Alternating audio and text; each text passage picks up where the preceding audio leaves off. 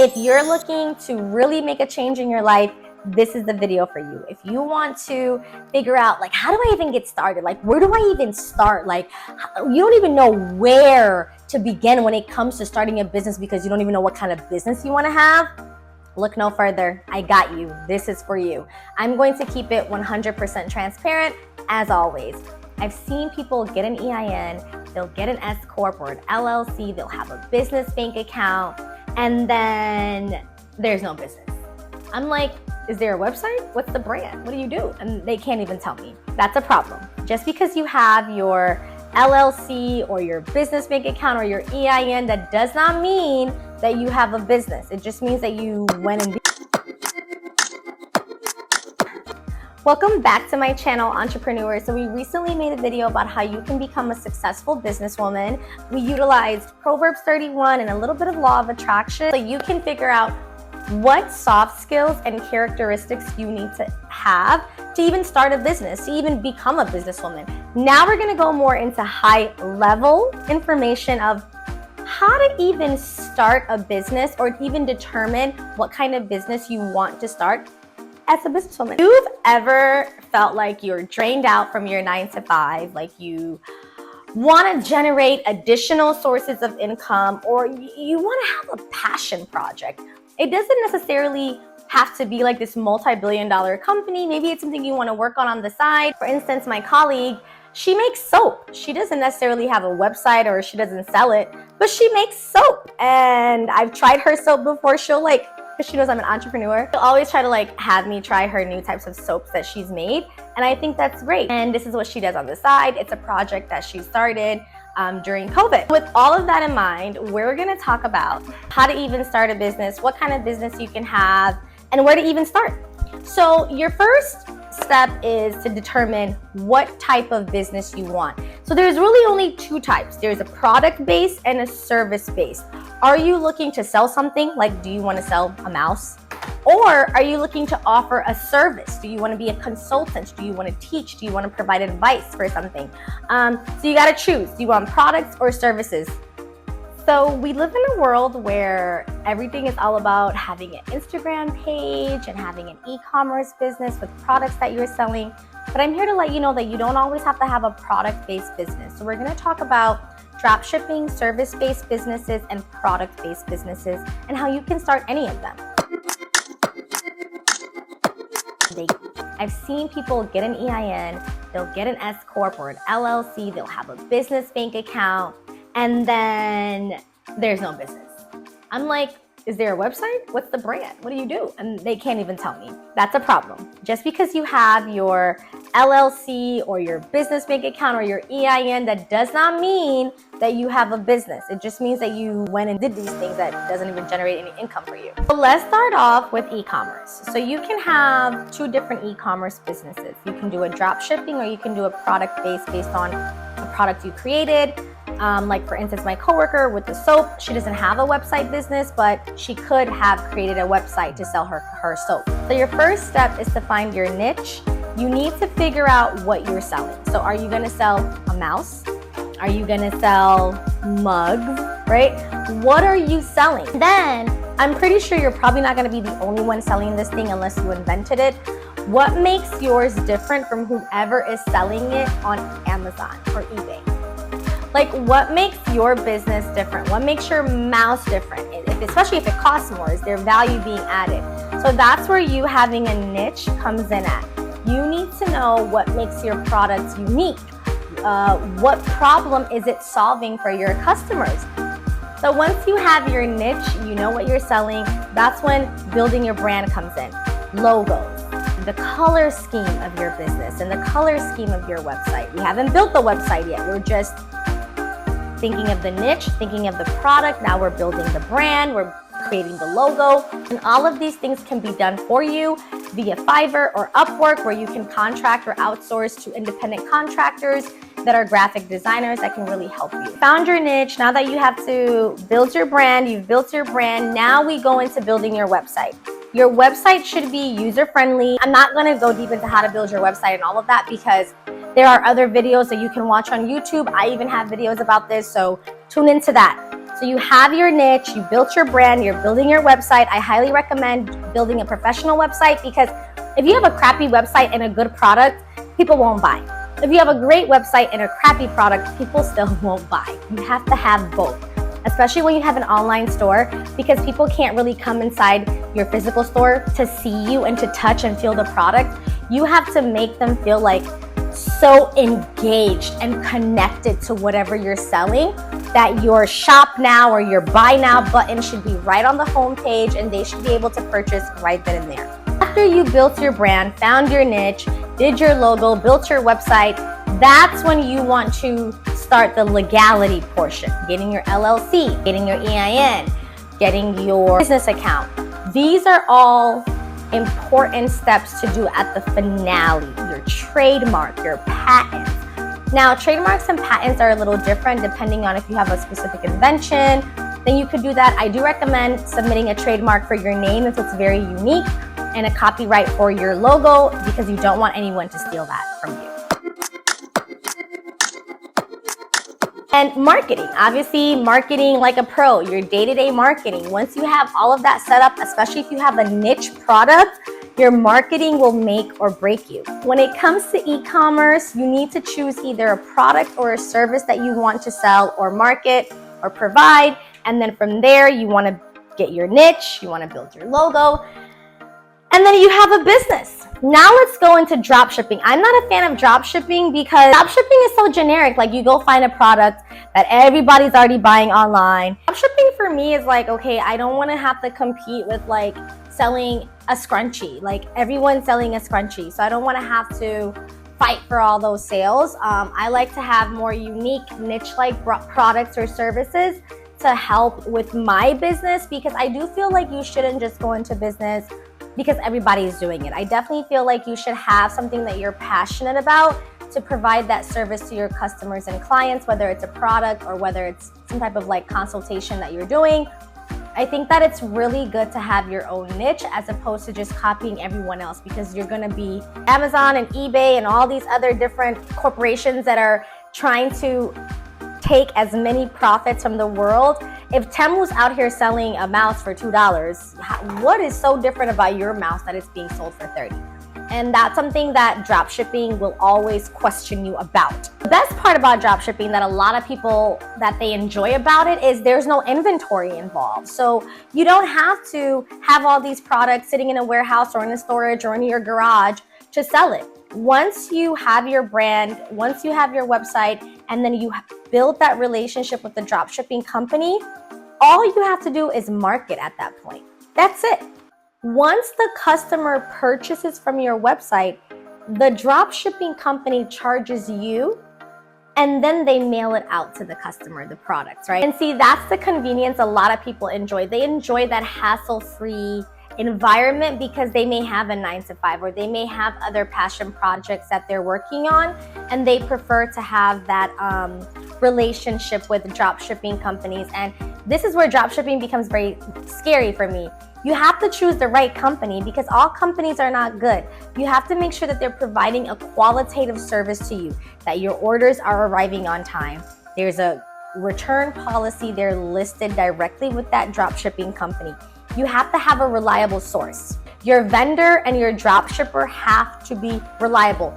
95% of the time, it's usually one company. Your vendor is your drop shipper. So make sure that their products and their service is aligned with what you are trying to provide to your customers. Because you don't have control of the overhead and the day-to-day of the inventory, you need to make sure that whomever you delegate that task to, they have a thorough understanding and their work is qualitative. Because the last thing you want to do is send out shitty products to your customers. That would really suck. Again, make sure that your brand, your niche, your website, and your vendor relationship is perfect. There's no room for error. With dropshipping, it really does take the hassle out of those day-to-day operations. And I see why some people like it. Me personally, I would rather have you invent something. Sell a bar of soap that you made at home, or sell candles you made at home, or hair oils or something.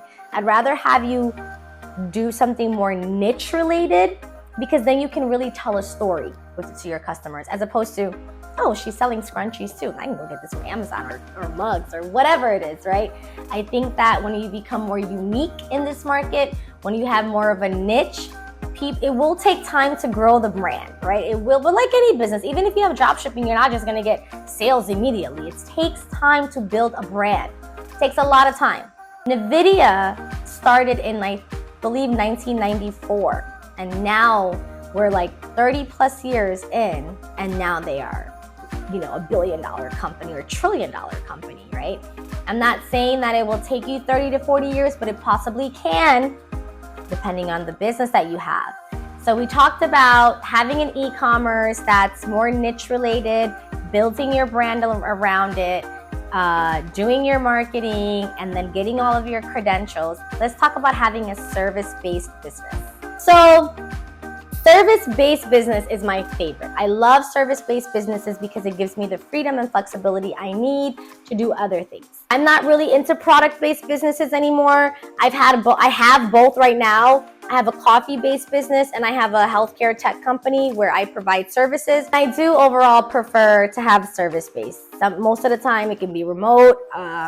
It's easier to deal with B2B, and it relies more on my expertise and my knowledge and my team's knowledge, as opposed to me trying to shove a product up your face to buy. It's just my personal opinion. If I am selling a product, it has to be niche. So like my coffee business, Box, very niche business, right? It's very unique to where people are trying to replicate me now. I think that when it comes to having a product-based business, you have to be very specific on the niche that you have, or else you're gonna be in an oversaturated market and it becomes really hard to grow in those cases. So for service-based business, it can be anything from consultation, management consultation. You can do, you could sell ebooks, which is kind of like a product-based, but it's more so a service you're offering. So that's, people really like that whole ebook industry right now. You can do plenty of service-based businesses, but guess what it relies on? It relies on you and your expertise and your skill set. So if you're going to be consulting a tech company, you better know how tech companies run. You better know their day-to-day operations, better know their finances. You have got to be 1000% confident with the information you're giving a client. You have to be 1000% confident in your skill set and your employee's skill set. Because in order for that client to outsource their services or even sign a contract with your company, with your service-based company, they have to trust you. They have to know that you're bringing value to their current corporation. If you are not able to present value to your potential clients and customers, it will be very hard for you to build your service-based business. It is what it is. Just because you have a website and an LLC and a business account and an EIN, it does not mean that you have a business. You don't have a business, you just have the paperwork for it. Having a business includes you finding your niche, really doing your homework on your skill sets, your product, if it's e-commerce, and then executing. So when it's a service-based business, you need to have the expertise and educational background, right?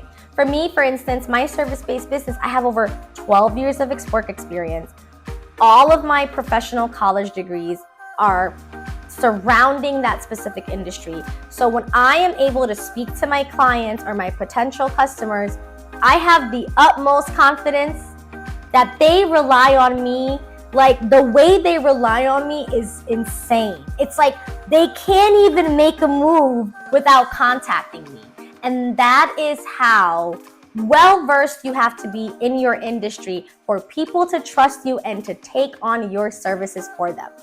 And so I really enjoy service-based businesses because it's all about what's in here, and it's not about the external as far as what product you're offering. In the future, you can offer products to your customers if it aligns with your service-based business, but it also comes about how knowledgeable are you in helping this client reach their goal in whatever it is you're trying to do. Once you've identified your skill sets, once you figured out what service you're offering, now we're going back to the basics, right? It's the same thing with e-commerce and product or drop shipping. Back to the basics is building your brand, building your website, marketing day to day. Service-based businesses actually can be marketed in different formats, as in direct mail. You can walk into an office, you can do B2B. So service-based can be marketed a little bit more differently than the e-commerce. So marketing and building your website, all of those foundations, no matter what kind of business you have, it's all needed. What I want you to learn from this video is having an idea is great, but you need to execute it on paper. You need to have that idea written down on paper into a business plan. You need to pick your brand. You need to build on your logo. Your business should come to life already on a blank canvas before we go into credentialing, before we go into creating LLCs and S Corps and C Corps. We need to figure out what it is we're offering. So once you're at that final step and you get your credentials, we can open doors. It's time to see some profits. It's time to generate sales. And there you have it. Those are your 3 different ways on how you can start a business. Picking if you want products or services, picking if you want e-commerce or drop shipping, and going from there, finding your niche, building your logo, building your brand, and then gathering all your credentials so that you can be open for business. And remember, it takes time to build companies. It takes time to build a side hustle. You can still build your business while you have your 9-to-5. You don't have to quit your 9-to-5 just to start your company. There are numerous of businesses today that started from an entrepreneur that actually was already working, and they decided to take that leap of faith and start a side hustle. And your side hustle could one day become your main hustle. Who knows? Or it could be a passion project for you where you're not really looking to quit your 9-to-5, but you want to have something that you're doing on the side or something that you're doing outside of work and family.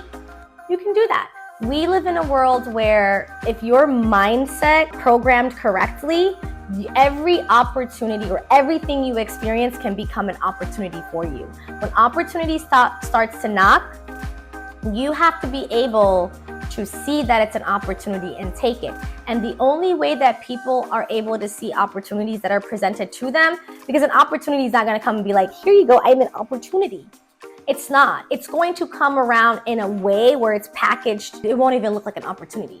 It could look like something totally different. But if your mindset is programmed to seek to look at every experience as an opportunity, you would be surprised at how your life will change within 30 days.